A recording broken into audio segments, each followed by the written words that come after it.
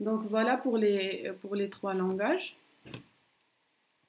Donc maintenant on est pour la quatrième.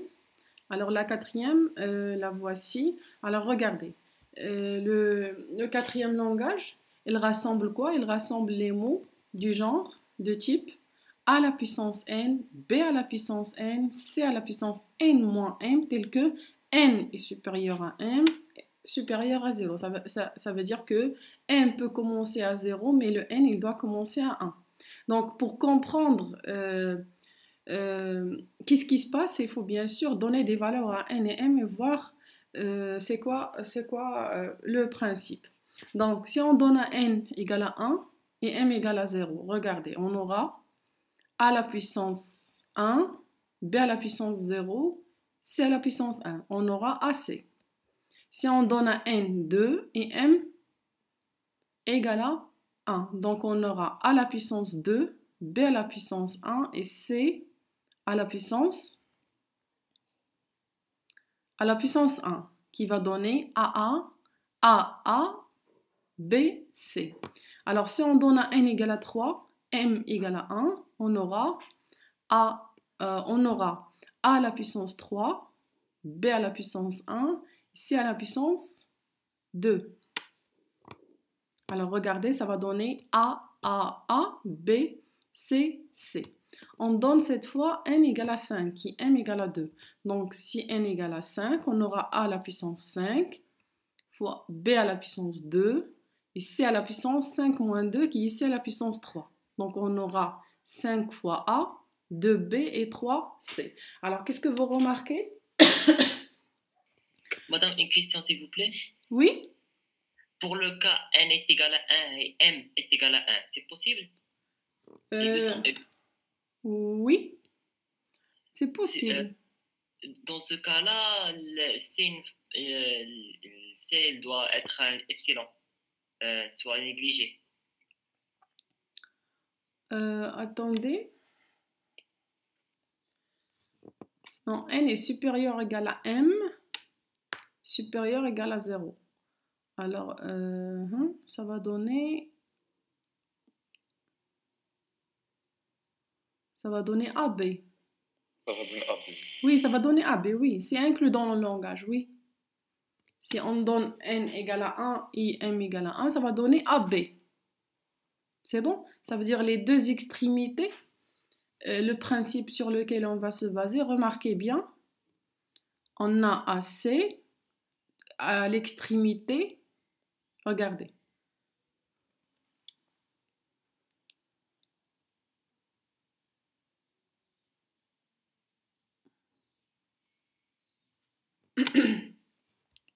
Regardez, on a AC.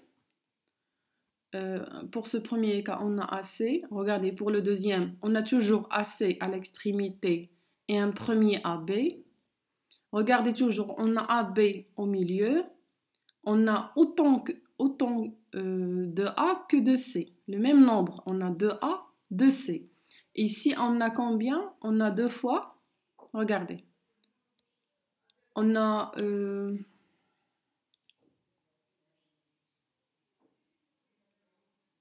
on a à l'extrémité le même nombre que A, que de C, mais 2 fois A, 2 fois BB. Alors, comment on exprimer ça? Avec la grammaire qui va l'exprimer, c'est la grammaire suivante. CS donne A et C ou A, tel que A donne A, AB, Y. Donc, c'est ça la grammaire. Donc,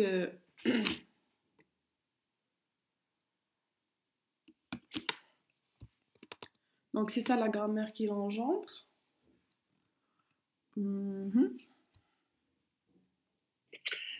Madame? Oui? Ici, on est forcé toujours par commencer par S.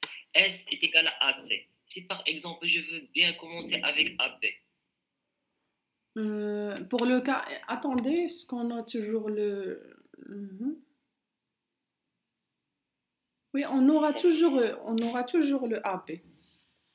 Alors, regardez.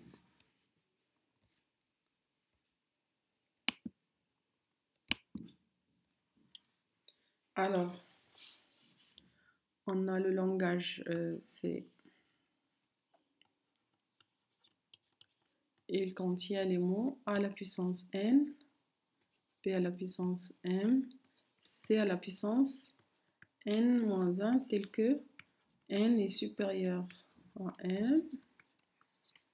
Alors, on avait dit les règles de la grammaire qui va l'engendrer, c'est A, S, C, ou A, et bien sûr A, on va la remplacer par A, B ou bien Epsilon. Alors, vous avez proposé d'étudier le premier cas, c'est ça? Oui, madame. On vérifie, oui. C'est inclus, c'est inclus. Donc, ça donne quoi? Le mot, c'est AB. et AB. Donc, on verra qu'est-ce que ça donne. Alors, regardez, oui, ça donne. On va la voir ici. On va obtenir le AB ici. Alors, qu'est-ce qu'on applique? On applique la deuxième règle. On a S donne ASC ou bien A. Donc S donne A. Et A donne quoi? A, AB. Et puis on remplace A par Epsilon. C'est AB. Donc le voici. Ok, madame, j'ai une deuxième question, s'il vous plaît. Oui? Si par exemple, on a 5A, 4B et 1 C. On fait, regardez. Alors tu demandes pour...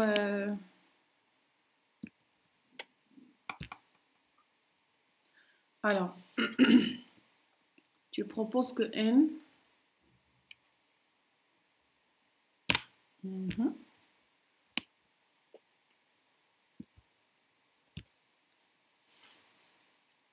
Alors, tu proposes pour N égale à 5, c'est ça?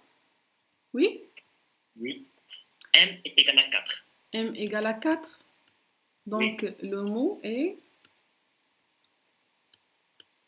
C'est A à la puissance 5, c'est ça? Oui. B, C à la puissance 5, 4. 5 moins 4, ça fait... C'est B à la puissance 4, c'est ça? Oui. Alors, comment on peut engendrer ça? On va appliquer les règles. Non, madame, ma question c'était si je veux ajouter un autre B. J'ai la possibilité, selon les conditions, on a N et inférieur ou égal à N. On peut, le cas de M est égal à N, ça. Si on veut ajouter un B, ça donne A à la puissance 5, B à la puissance 5, C. Non. Non, A à la puissance 5, B à la puissance 5, c'est tout. C'est tout, oui. Mais oui, et si dans ce cas-là, je veux ajouter un autre B, comment puis-je? Tu veux ajouter un autre B, c'est autre chose, c'est un autre langage, c'est pas ce langage-là.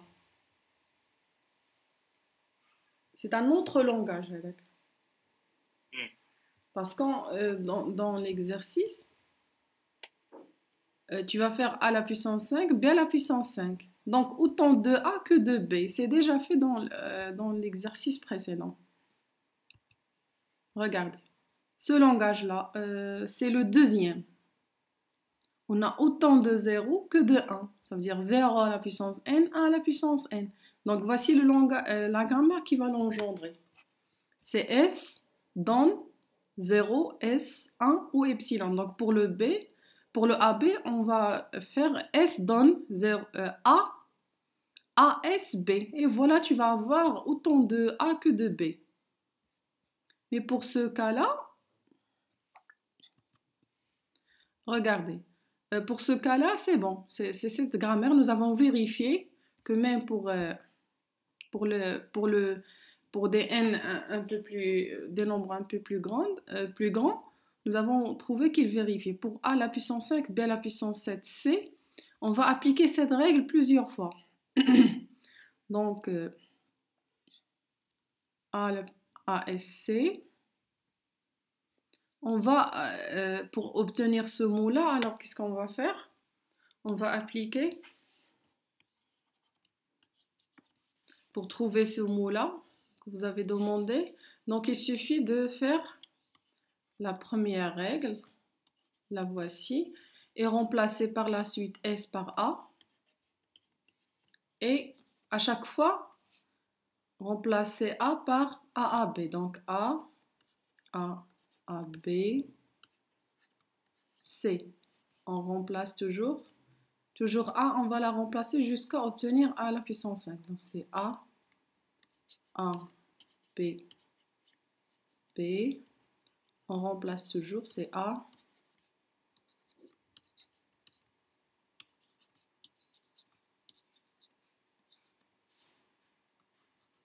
C'est bon?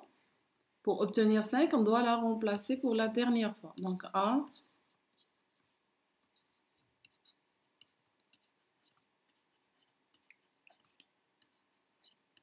Alors, qu'est-ce que vous remarquez? On a 5A, on a 4B, donc on doit remplacer A par epsilon, par cette règle-là. On va la remplacer, ça va donner, donc A à la puissance, c'est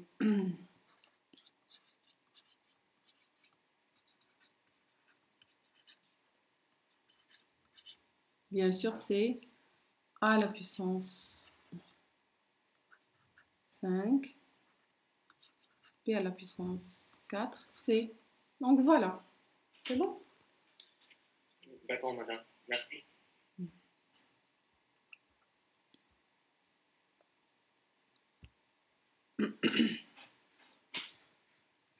Alors, on a fait l'exercice 4. On a fait pour la grammaire le langage 4. Il nous reste le langage 5. Alors, le langage 5, il contient quoi? Il contient les palindromes.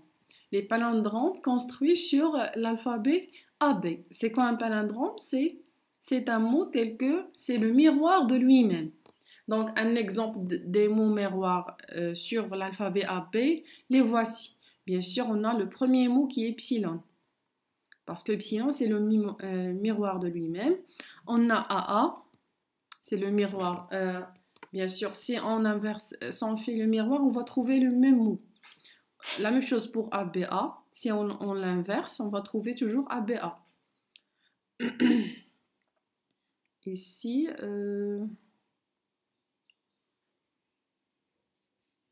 ce mot-là n'est pas un mot miroir. AABB.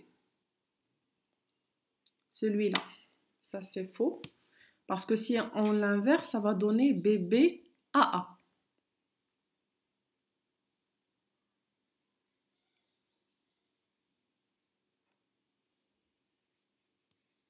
C'est bon?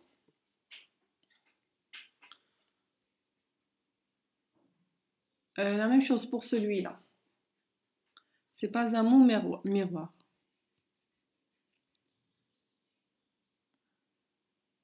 Madame, pour le dernier, c'est un mot miroir. C'est un mot miroir. BA. Non, Oui, le dernier, oui, A, oui. B, Oui, c'est B, un A. mot miroir. Oui. Oui, c'est le dernier. Oui, oui, c'est un mot miroir. Mais je me suis trompée. Le troisième n'est pas un mot miroir. On corrige.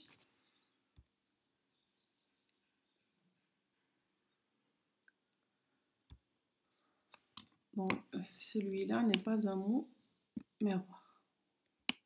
Mais le reste, c'est miroir. C'est bon?